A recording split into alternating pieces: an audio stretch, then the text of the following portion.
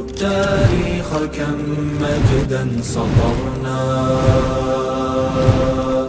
على صفحاته وبه تغنى.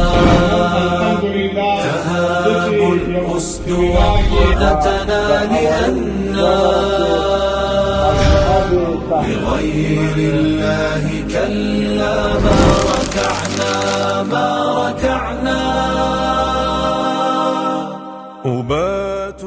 چې د حق او د باطل تصور د منځه لاړ، دلته هیومنیزم انسان پالنه په اصطلاح په داسې حد کې چې انسان پکې هر انسان پکې د خپل ځان خدای دی. دا یو بله فلسفه ده په دغه ځای کې، بسترسازي ورته کېږي او راوځي. هر انسان د خپل ځان خدای دی. نو چې دا ځان ته د خدایي دعوه وکړي، یا صراحتا او یا غیر مستقیم.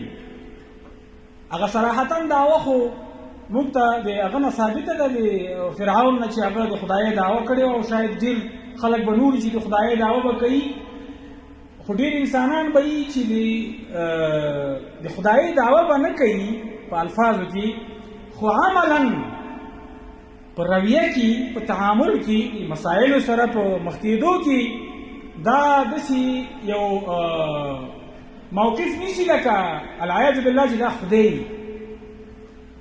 ځکه که دی د الله تعالی احکام ونه مني، نو دا به د چا حکم مني؟ د خپل ځان. او په قرآن کریم کې دا خبره ډېره واضحه شوې ده. افرأیت من اتخذ الهه هواه. دا هغه خلک دي چې د خپل نفس او خپل عقل دا په خدایي مني او دا احکام مني، او ټولنه داسې ده چې په هغې کې د حق و باطل تصور نشته. نعوذ بالله، دام کوئ، دام کوئ، هغم کوئ، هغم کوئ، هغم کوئ. چې د حق او د باطل تصور پکې د منځه ووځي، نو بیا به قرآن څوک څنګه مني؟ ځکه چې حق ونه منل شو، العیاذ بالله د الله تعالی نه انکار راغی، د هغه د وجود نه انکار راغی. چې د هغه د وجود نه انکار راغی، نو په اتومات شکل دا د الله تعالی چې کوم صفات دي، او قرآن کریم د الله تعالی کلام دی، د الله تعالی په ذاتي صفاتو کې یو صفت دی چې څوک یې ذات نه مني، نو صفات یې کوم ځای کې مني؟ خو بالکل نه مني. نو قرآن کریم العیاذ بالله د هغې نه هم د دې خلکو انکار په اتومات شکل راغی.